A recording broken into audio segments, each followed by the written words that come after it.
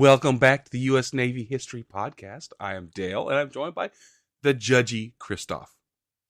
Judgy is not necessarily a bad thing, but yes, thank you. It can be bad.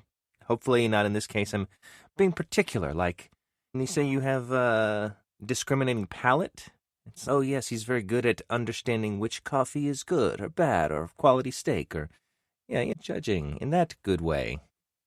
Good judging. No? Hello, everyone. Good to be back. If the Allies lost the Battle of the Atlantic, nothing else mattered. Not Normandy, not Midway, not the bombing of Germany. Without control of the Atlantic Ocean, the war would have ended very differently, and very quickly. This was not a battle fought in a single place, or over a single year. It stretched from the icy waters off Greenland to the warm Caribbean, from the opening shots of World War II in 1939 to Germany's surrender in 1945. And for much of that time, victory was far from certain. The Battle of the Atlantic was a war of tonnage, endurance, and attrition. On one side, merchant ships carrying food, fuel, troops, vehicles, ammunition, the lifeblood of Britain, and later the Allied war effort. On the other, German U-boats, surface raiders, aircraft, and mines, all aimed at one goal: starve the Allies into submission. Winston Churchill would later say that the only thing that ever truly frightened him during the war was the U-boat threat. He had good reason. By 1939, Britain could not feed itself. More than half its food was imported. Its industry relied on raw materials from overseas. Its army depended on shipping to move men and equipment. If those ships stopped coming, Britain would fall, without a single enemy soldier setting foot on the island. The Atlantic was not just a route, it was a lifeline. Germany understood this from the beginning. The German Navy, the Kriegsmarine, knew it could not defeat the Royal Navy in a surface battle. Britain still ruled the waves, but submarines offered another way. U-boats were cheaper, stealthy, and deadly. They could strike without warning and vanish into the depths. Karl Donner, the architect of Germany's U-boat campaign, believed submarines could choke Britain into surrender by sinking merchant ships faster than they could be replaced. It was a cold, mathematical strategy.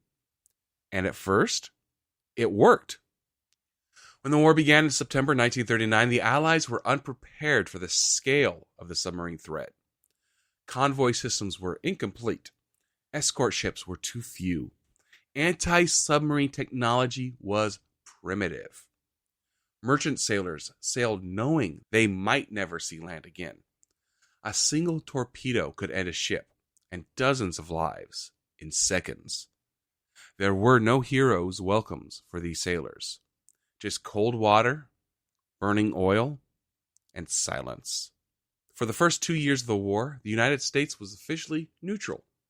But neutrality did not mean ignorance. American observers watched as ships were sunk, sailors drowned, and Britain struggled to survive. America's shipyards ramped up production.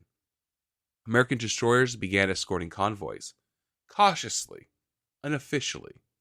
American sailors prepared for a war they knew was coming. The Atlantic was already shaping U.S. Navy doctrine before America formally entered the fight. Pearl Harbor brought the United States fully into the war and instantly expanded the Battle of the Atlantic. It was not just Britain at risk. It was American cities, American shipping, American sailors. German U-boats would soon appear off the U.S. East Coast, with devastating results. But at this moment in late 1941, the outcome was still in doubt. The Atlantic was vast. The enemy was patient. and the learning curve would be steep and costly. The Battle of the Atlantic is not remembered for dramatic single engagements. It is remembered for endurance, for sailors who crossed the same ocean again and again, knowing each trip might be their last, for escorts that fought an enemy they could not see, for innovations born out of desperation. It was a battle where technology, tactics, and human resolve collided over 6 relentless years. And when the United States Navy could play a decisive role in turning the tide. That's when you talk about the importance of the Atlantic. I think I probably knew it in the back of my mind, but it wasn't something that was at the forefront at all. And how vital that was in particular for Britain. You think about it's a small island nation, and yes, it does have an empire, but everything is dependent upon getting goods to and from the island, right? And that is the main corridor. They're not going through the Arctic at all. It's all through the Atlantic, North Sea, and then beyond. So, yeah, it makes total sense that the Germans would key in on this key element and then say, all right, to choke England is to control the waves. And I have to imagine that their World War I submarines were extremely successful. And World War II, their technology must have improved by leaps and bounds. I don't know the details, and maybe we can explore it in a future episode, but how much military development was happening or manufacturing of submarines was happening in the interim between the wars? Were they prepping for this, or were they... Anyway, just a curiosity I have. But yes, I'm curious to see what the Americans had in store, the Allies generally. What do we need to do to make sure that England stays afloat? Just a little looking at the future. Yes, they were definitely prepping in the interwar years to use U-boats. Yeah, that was their most Definitely. effective tool. So I have to imagine that they would have just expanded even more. It was still a fight within the different military branches for the Germany, but yes. All right. The Navy, the German Navy fought very hard to get as much funding as they could to get as many U-boats into production. Makes sense. In the early years of the Battle of the Atlantic, the ocean belonged to the hunter, and the hunter was the German U-boat. Germany did not build submarines to fight warships. U-boats were designed to kill something far more vulnerable: merchant ships, unarmed or lightly defended freighters, tankers filled with fuel, cargo ships stacked with food, vehicles, and ammunition. Each sinking meant more than steel lost.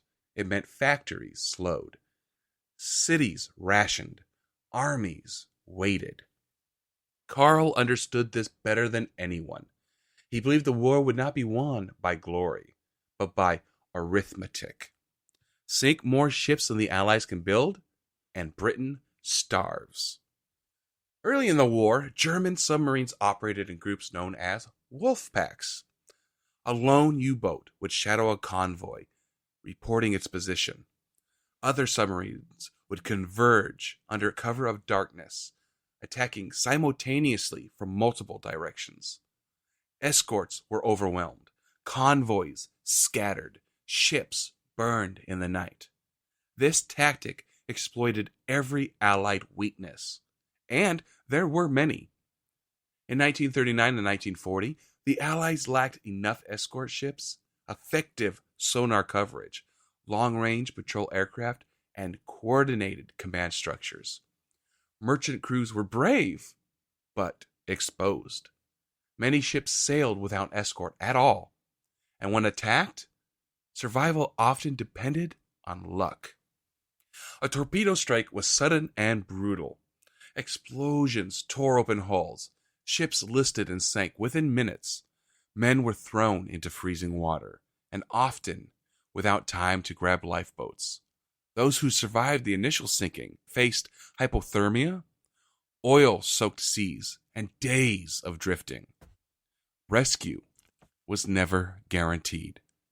For merchant sailors, the Atlantic was a battlefield with no front lines and no safe zones. By 1941, Britain was in serious danger. Shipping losses mounted month after month. Imports dropped to critical levels. Food and fuel were rationed tightly. Winston Churchill later admitted that the U-boat campaign nearly defeated Britain, not through invasion, but through isolation. The Atlantic lifeline was fraying. Even before officially entering the war, the United States was increasingly drawn in. American destroyers escorted convoys part way across the Atlantic. American shipyards began producing escorts and merchant ships at an unprecedented pace. American sailors trained for anti-submarine warfare, knowing full well neutrality would not last. Incidents multiplied. German submarines stalked ships flying American flags. The line between peace and war blurred daily. After Pearl Harbor, the Atlantic War expanded instantly.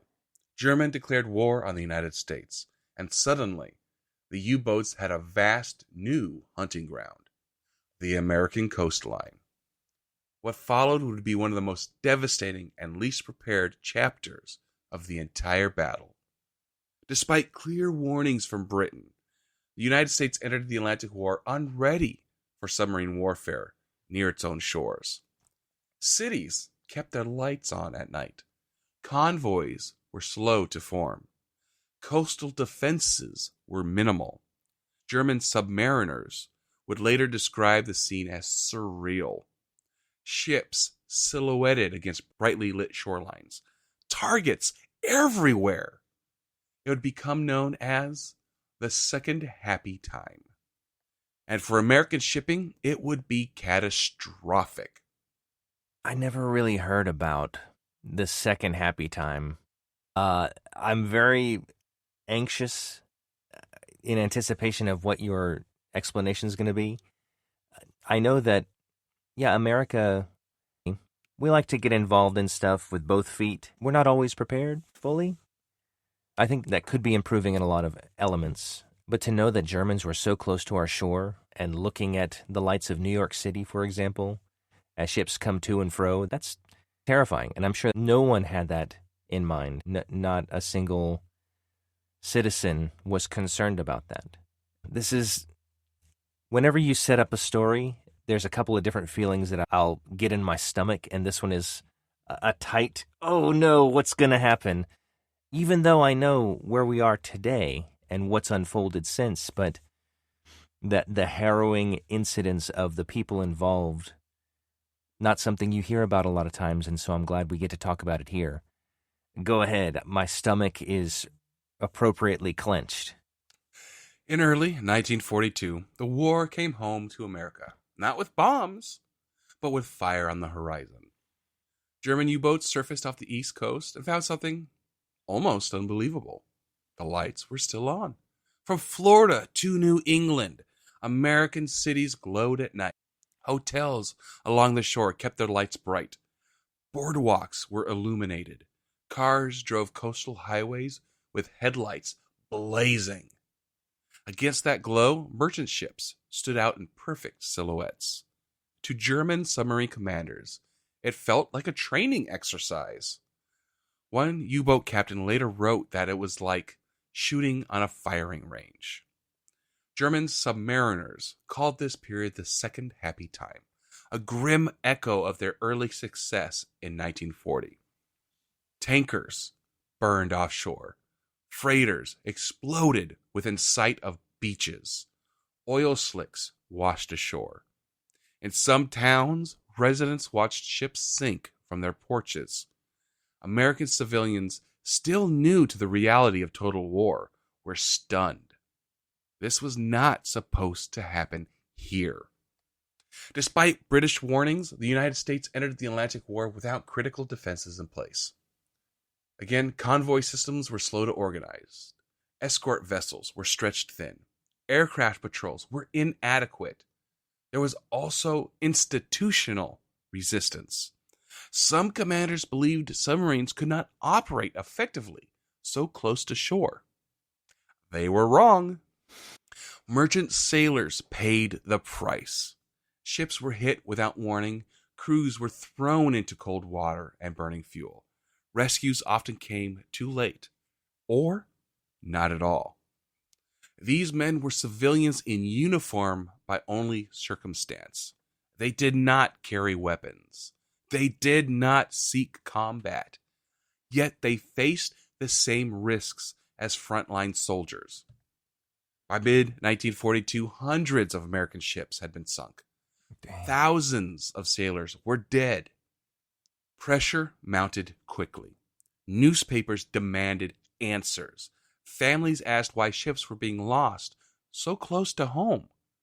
British officers urged immediate changes. Slowly, painfully, the U.S. Navy adapted. Lights were dimmed along the coast. Convoys were organized. More escorts were deployed. The easy hunting ground began to disappear. As the year progressed, new tools entered the fight. Improved sonar, radar-equipped escorts, long-range patrol aircraft, coordinated convoy command. The Atlantic began to change. U-boats found it harder to approach unseen. Attacks grew riskier. Losses mounted. The hunters were becoming the hunted. By late 1942, the momentum was shifting. The U-boats were still deadly, but no longer unstoppable. The Allies were learning how to fight this war together. And the Atlantic, slowly but surely, was beginning to tilt in their favor. I'm picturing a British citizen that is depending on food from abroad, or perhaps the British war machine that is being benefited by the Lend-Lease Act, and it doesn't come because of this unstoppable force of the U-boat threat. And that's devastating. That's a lot of lives lost, and a humongous advantage the Germans had. It seems like they were on the precipice of victory. They could have pushed Britain into submission through starvation and depleting them effectively. Imagine the urgency on the Nickel team that's assigned to hunt submarines. It's like, hey, we have a job for you. Yes, you. Yeah. It's not getting coffee this time. It's designing an anti-submarine method or technology or weapon. Get on it. Okay. And every day that you slip or it isn't deployed, more ships are being attacked, sunk, and lives are being lost. That is no different than what happens today. There's technology that is researched, and if it isn't deployed in time, it costs lives. This all happened in 1942, a harrowing several months. I mean to put that all on me, but okay. You're part of a team. You're the boss man, so I can, the lead, if you will. And then you turn around and say, all right, fellas, we're going after Nazis. All right, Christoph, get to work. Okay, yes, sir. See, that's how it works. The Battle of the Atlantic was not turned by a single invention, a single commander, or a single battle. It was turned by adaptation. And adaptation came hard. Bought with ships sunk, sailors lost, and lessons learned too late. By late 1942, the convoy system, long advocated by the British, was finally operating effectively across the Atlantic. Merchant ships no longer sailed alone. They moved in groups, protected by layers of escorts. Destroyers, corvettes, and patrol craft stayed close, day and night. Convoys did not eliminate losses, but they made attacks far more dangerous for U-boats. A submarine that revealed itself risked counterattack and destruction. One of the greatest Allied weaknesses early in the war was the air gap, a stretch of ocean beyond the reach of land-based aircraft. U-boats exploited it mercilessly. That changed with the introduction of long-range patrol aircraft, especially the consolidated B-24 Liberator. Now, submarines could be spotted far from shore. Surfacing to recharge batteries, once routine, became dangerous. The ocean was no longer empty. Another critical innovation was the escort carrier. These small, utilitarian ships were not glamorous, but they were devastatingly effective. They carried aircraft specifically tasked with hunting submarines. Now, convoys had their own air cover, even in mid-ocean. For U-boat crews, the psychological effect was immense. There was nowhere to hide. Technology advanced rapidly. Sonar improved. Radar became more reliable. Depth charges were refined. New weapons like the Hedgehog and Squid allowed escorts to attack submarines without losing sonar contact. A massive improvement over earlier methods. Anti-submarine warfare became a science, and the Allies were getting very good at it. Perhaps the most decisive advantage came from intelligence. Allied crypto analysts working at places like Bletchley Park broke German naval codes, including versions of the Enigma machine. Convoys could be rerouted at U-boat concentrations. Hunter-killer groups could be directed to intercept submarines. The ocean became a chessboard, and the Allies could now see the enemy's moves. Even as technology improved, something else mattered just as much: production. American shipyards operated around the clock. Liberty ships were built faster than U-boats could sink them. Escort vessels poured into service. Aircraft production surged. For the first time, losses could be replaced quickly. Germany could not match this pace. As the tide turned, U-boat losses skyrocketed. Crews that once hunted with confidence now sailed with dread. A submarine loss was not just a ship, it was an entire crew, often trapped underwater with no chance of escape. The Atlantic was becoming a graveyard, but now increasingly for U-boats. By early 1943, the balance had shifted decisively. The Allies were still losing ships, but not faster than they could replace them. The U-boats were still dangerous, but no longer dominant. The long, brutal struggle was entering its final phase, and the Atlantic lifeline, battered but intact, was holding. That is a lot of focused dedication, and I think adaptability was the right descriptor. That was a really good way to assess how the Allies had to act. Whenever you're faced with such a daunting task, chessboard also, great metaphor. You've got this massive ocean, and there are ships somewhere in it that are underwater. They're hard to see, and so we need to, 1, expand where we're looking, 2, expand how we're looking, and 3, avoid what we can. What a task. This is immense. And these folks came to the challenge and achieved it, and that's so incredible. I think that's very telling of the determination that the Allies had in trying to defeat this threat. Also, regarding the Enigma machine, I know there's a movie that dramatizes it a bit. What is it, U-571?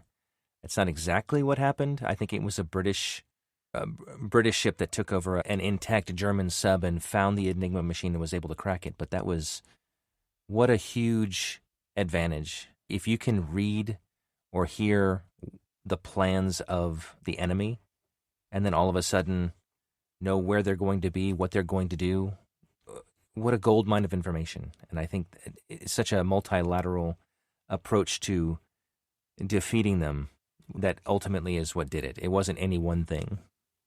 Well said. Now, I did see your confusion when I said hedgehog and squid. Yes, I meant to ask about that. I was going to play it cool, though, but for the listeners' benefit, can you describe what those are? So the hedgehog was a forward-throwing anti-submarine mortar. So instead of dumping the depth charges off the aft end of a boat or the side, these would be mortars that launch up into the air, arc down to where they want them to go. Boom.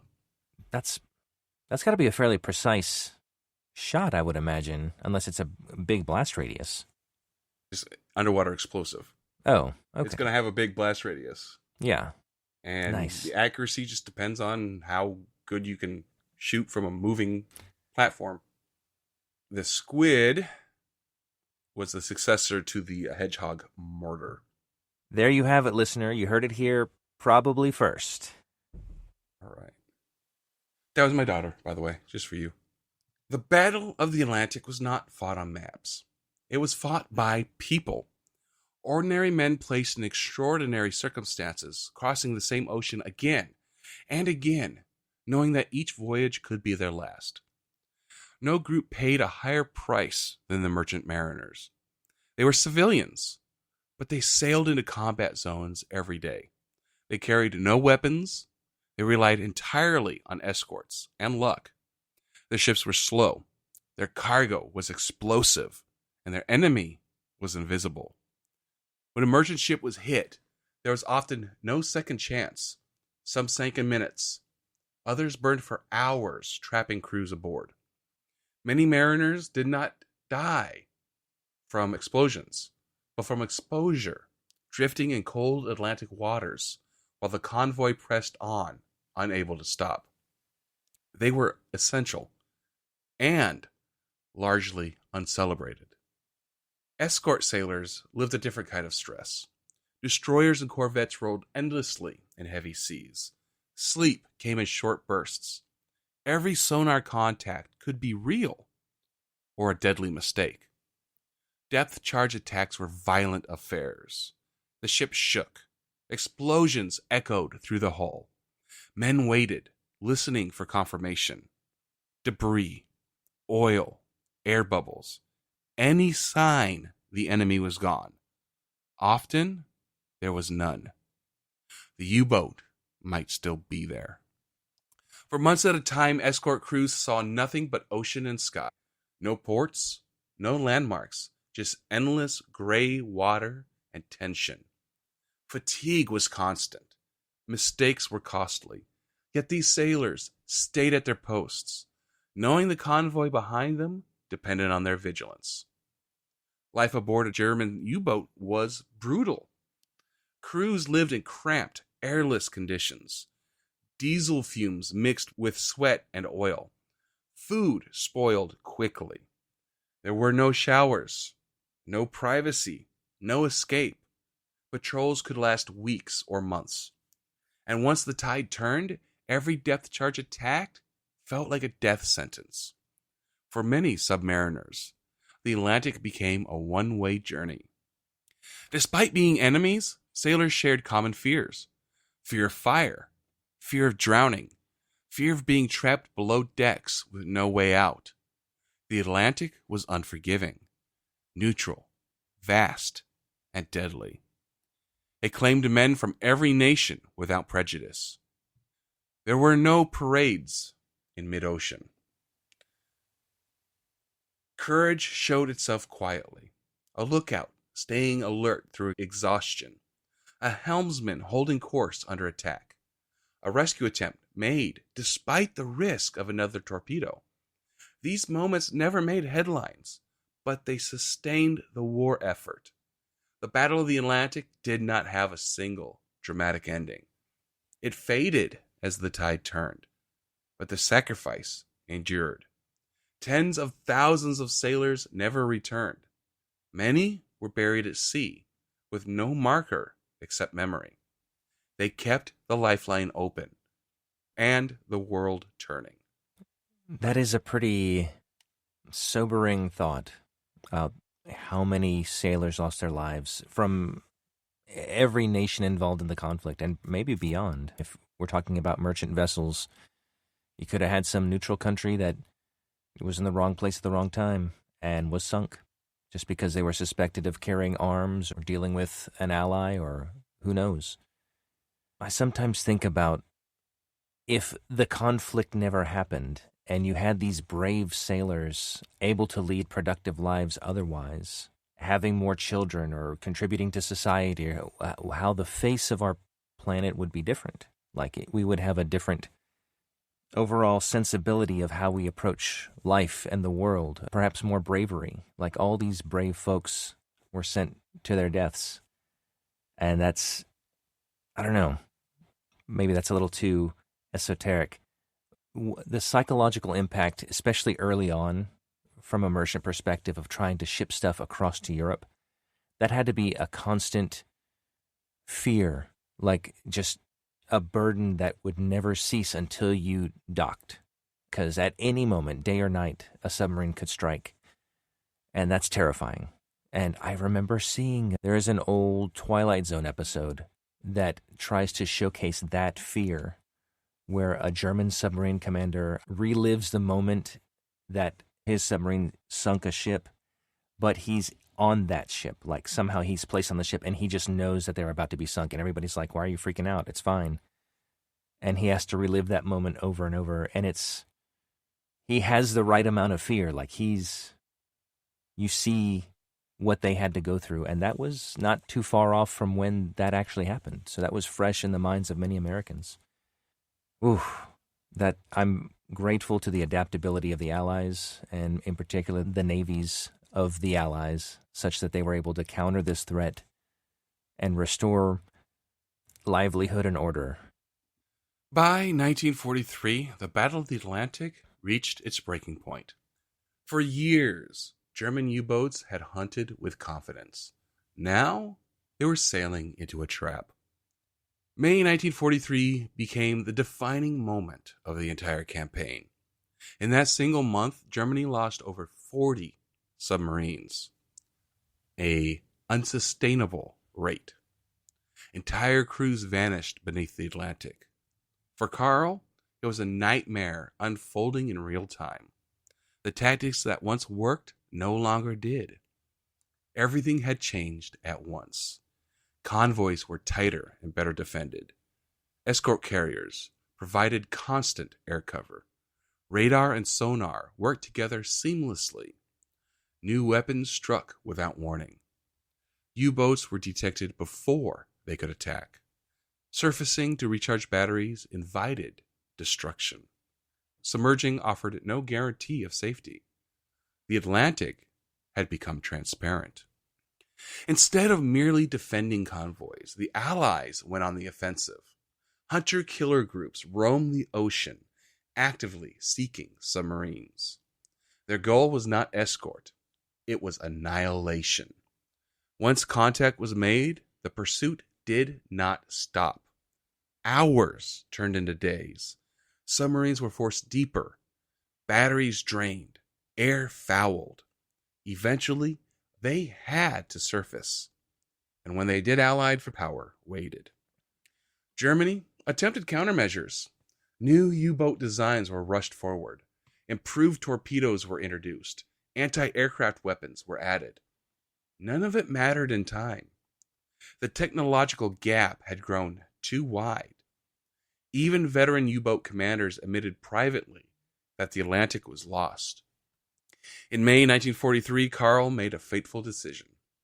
He withdrew much of the U-boat force from the North Atlantic. It was not surrender, but it was defeat. The campaign designed to starve Britain had failed. The Atlantic lifeline held. With the sea lanes secure, the Allies could move freely. Troops crossed the ocean by the millions. Tanks, aircraft, fuel, and ammunition flowed uninterrupted. D-Day became possible. Victory in Europe became inevitable. None of it could have happened without winning the Atlantic first. There was no armistice ceremony for the Battle of the Atlantic. No surrender documents signed at sea. The battle simply faded as Allied dominance became overwhelming. But for the men who fought it, the memory never faded. Too many ships, too many lives, too much ocean. That is a vast place. I just cannot get over how huge the Atlantic is. And you watch Titanic and you get a sense of how cold it can get, how terrible it would be to be adrift when your ship is sunk. Now multiply that by a couple hundred or 1,000, and that's what the Allies had to face constantly until the tide was turned. That is a real consequence that people had to face. and that's devastating. Even the submarine crews, like you're in a tube underwater and a depth charge hits and then there's no way out. You're just going to the bottom. And the only way that their military structure knows that happened is they just don't hear from you again. And it's, I guess they died. I guess it was sunk. What a horrible campaign. I'm glad they were able to repel and destroy enough submarines to lessen the threat, to allow for more of a direct approach from a military perspective against Germany. Wow. I wonder how German classrooms approach this subject. That's a curiosity I have. Yeah, we were doing so great until those allies.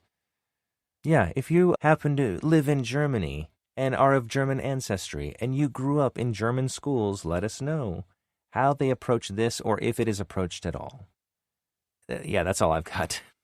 The Battle of the Atlantic did not end with cheers or victory parades. It ended quietly, as survival turned into dominance and desperation gave way to inevitability. But, make no mistake, this was the battle that decided the war. Every major Allied operation depended on the sea. No Atlantic victory meant no buildup in Britain, no Normandy invasion, no liberation of Western Europe. Before the Allies could fight on land or in the air, they had to win the ocean. And they did, slowly, painfully, and at tremendous cost. For the United States Navy, the Atlantic War was transformative.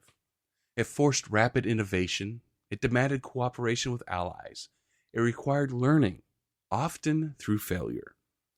By war's end, the U.S. Navy had become the most capable naval force in the world, not because of a single ship or battle, but because it learned how to fight a systemic global war at sea. The Battle of the Atlantic was truly multinational. American sailors stood watch alongside British, Canadian, and Allied crews. Procedures were standardized. Technology was shared. Trust was earned under fire. This cooperation became a model for future alliances, including those that still shape naval operations today. Tens of thousands never came home. Merchant mariners, often forgotten, suffered one of the highest casualty rates of the war. Escort crews lived under constant strain. Submarine sailors faced near certain death as the tide turned. Many were buried at sea, their final resting place the same ocean they crossed in service. Modern navies still study the Battle of the Atlantic. Its lessons remain relevant. Control of sea lanes is decisive. Logistics win wars. Technology must evolve faster than threats, and morale matters just as much as steel. The Atlantic is still a strategic artery, and its history still shapes naval thinking. The Battle of the Atlantic reminds us that victory is not always loud or dramatic. Sometimes it is the quiet success of ships moving around safely, of sailors doing their jobs day after day, of an ocean held, not conquered. It was the longest battle of World War II, and it was the one that made all others possible. Well said. Yeah, that was a multilateral approach, and by the end, we were much more capable as a nation. I do also want to give a shout out to the cryptologists and of the British Empire. I think without them cracking the Enigma machine and the Zimmerman note, hey, that was pretty cool for you to let us know about. It certainly would have gone a lot worse. It would have taken longer for us to even get involved, much less understand the movements of the Germans. Hey, thanks, guys. Yeah, it's important to know what had to be accomplished in order to achieve victory. And I think about it in the sense of you see what appears to be an overnight sensation or star. It's, oh, they just got famous all of a sudden. They've also been building up to that for 20 years or what have you. And this is no different. It's like this campaign, we did not conquer the Nazi threat overnight. It was a lot of repeated hard lessons that we had to learn and adapt to and keep going so that we could ultimately be victorious. And without those sacrifices and the ability to understand that they were mistakes that can be corrected and then taking the action to correct those mistakes, we wouldn't have gotten there. And so I'm glad they had the wherewithal to continue in spite of those tremendous losses so that they could ultimately achieve victory. We like to end every episode with honoring one of our fallen angels with the help of HeroCards.us. And today, we want to honor Private First Class William Joseph Oakley. His hometown was Waterbury, Connecticut. He served with the U.S. Army, 145th Aviation Brigade, 118th Army Helicopter Company. He received the Air Medal with 6 oak leaf clusters. His date of sacrifice was May 28, 1965. Bien Hoa Air Base, South Vietnam. He was 18. William Oakley enlisted in the U.S. Army at the age of 17, extremely proud to serve his country. Assigned to the 145th Aviation Brigade, 118th Army Helicopter Company, Private First Class Oakley served as a door gunner, often called shotgun riders, in a Bell 1B Huey helicopter. He began his tour on February 23, 1965. The use of helicopters in combat was first employed by the U.S. military during World War II and increased during the Korean War, mainly for scouting, medical evacuations, and locating downed flight crews. In Vietnam's mountainous terrain and dense jungles, the absence of a developed network of roads increased the role of the helicopter as a tactical fighting machine. More than 12,000 choppers were sent to Vietnam, with more than 5,000 being destroyed in the conflict. Being on a helicopter crew, especially the exposed door gunner, was one of the most dangerous jobs in the war. Private First Class Oakley, along with 9 others, was killed in an accidental helicopter collision on May 28, 1965, at the Bien Hoa Air Base in South Vietnam. Despite being deployed for less than a year, Oakley had 175 missions documented in his record. At age 18, he was posthumously awarded an Air Medal with 6 oak leaf clusters. Private First Class William Joseph Oakley is honored at the Vietnam Veterans Memorial in Washington, D.C. His name inscribed on panel 01E, line 126. He is buried alongside his fellow soldiers at Arlington National Cemetery, Section 37, grave 4918. Private First Class William Joseph Oakley, we thank you. Thank you. Okay, get us out of here. All right, yes, sir. To the listener, I am so glad you are here, first and foremost. Or I guess I shouldn't say I. Dale is also happy you're here. It's not like a contentious relationship of hosts where we're like, one guy is glad you're here and the other guy is neither here nor there. No, we're very happy. Both of us are happy you're here. Thank you for coming back and listening. I hope you enjoyed the episode. I hope you learned something. I hope it made you think about some things. We appreciate it when you tune in. I guess that's an antiquated phrase. When you download and listen. And when you correct my pronunciation. Yeah, that is vital to the health of this show. If Dale says something wrong, let us know. There's a couple different ways you can do that. Great segue, Dale. You can email us at usnavyhistorypodcast@gmail.com. You can also find us at X Twitter. It's USN History Pod. That's the handle. We also have a Discord server. So if you want to have more direct communication with not just us, but fellow listeners, feel free to join. You can find that link in the show notes. Again, tell a friend, family member, coworker, classmate, a bunkmate. Maybe you're listening to this on a base right now, and the other person at your base that you like would like this too. Let them know. Thank you. Thank you again. We couldn't do this without you. And with that, we're going to wish you fair winds and following seas. Goodbye. Bye, everyone.